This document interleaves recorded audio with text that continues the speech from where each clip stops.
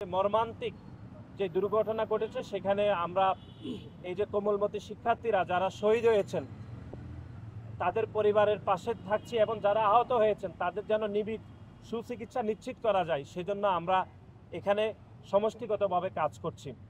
এবং আজকের এই চিকিৎসা সামগ্রী হয়তো এটি যারা এখানে চিকিৎসা নিচ্ছেন তাদের জন্য হয়তো এটি পর্যাপ্ত না, কিন্তু তারপরও ছাত্র সংগঠন হিসাবে আমাদের যেটুকু সামর্থ্য রয়েছে সেই সামর্থ্য দিয়ে আমরা ওনাদের পাশে থাকার চেষ্টা করছি এবং আমরা সরকারের নিকট আমরা বিনীত অনুরোধ করব যেন ওনাদের সুচিকিৎসা নিশ্চিত হয়, সেই জন্য সরকার যাবতীয় প্রতিটি পদক্ষেপ গ্রহণ করবে বলে আমরা বিশ্বাস করি।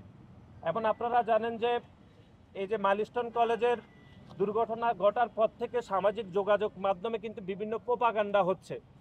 বিশেষ করে আমরা গতকালও বলেছি যে জামাতের আমির একটি দায়িত্বশীল জায়গায় থেকে তিনি গণমাধ্যমে বলেছেন যে তিনি তার মতো বলেছেন যে 100-রও বেশি যে কোমলমতি শিক্ষার্থী এখানে হয়তো মারা গিয়েছেন, তিনি তার বক্তব্য বলেছেন। এই যে তিনি যে বলেছেন এই কথা, এতে কিন্তু জনমনে বিভ্রান্তি তৈরি হয়েছে।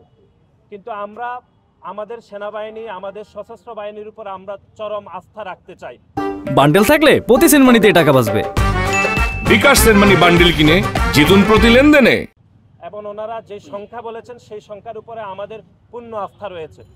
এবং যে বিভ্রান্তমূলক বক্তব্য দেওয়া হয়েছে সেই বক্তব্যের কারণে কিন্তু মাইলস্টোন কলেজের সামনে এবং সচিবালয়ে কিন্তু দুইটি মব তৈরি হয়েছে।